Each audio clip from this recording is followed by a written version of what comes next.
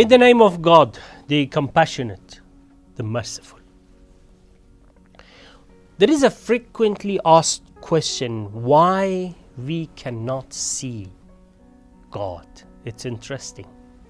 Everyone asks, especially the children, why we can't see God? If God is everywhere, if I am inside the God, and if God is surrounded me, and I am inside this God, and He's so close that He has been said to be closer than the vein of my neck, then why I cannot see Him? That is a question that always has been asked.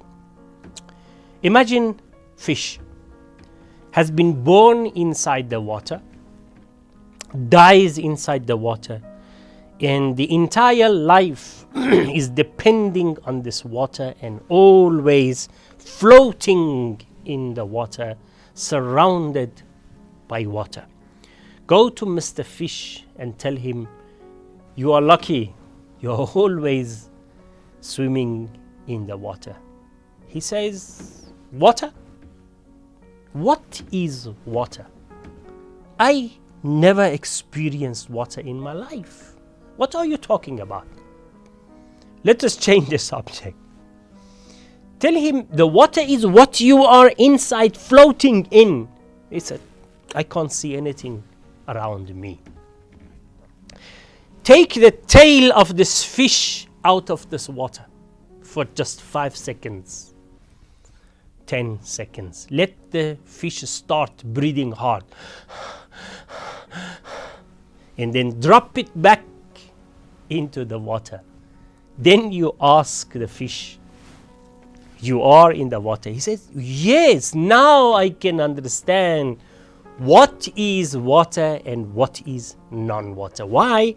Because now fish managed to compare between water and non-water condition, to recognize what is water and what is non-water.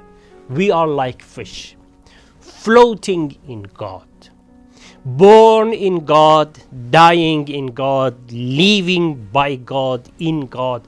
God is before us, after us, and with us everywhere.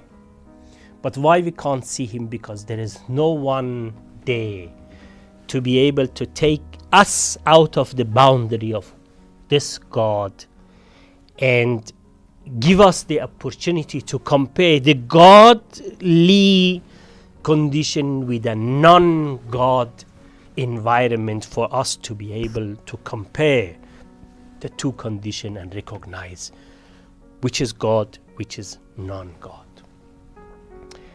There is a famous saying of Imam Ali alayhi salam, تُعْرَفُ الْأَشْيَاء بِأَزْدَادِهَا. If everywhere in the world was only one color, white, then the whiteness was meaningless.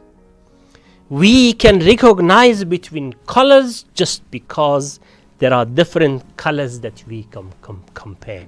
But because there is no different gods to be able to compare, that's why God always will remain unknown and unrecognizable. Have you thought about this before? Think about it more.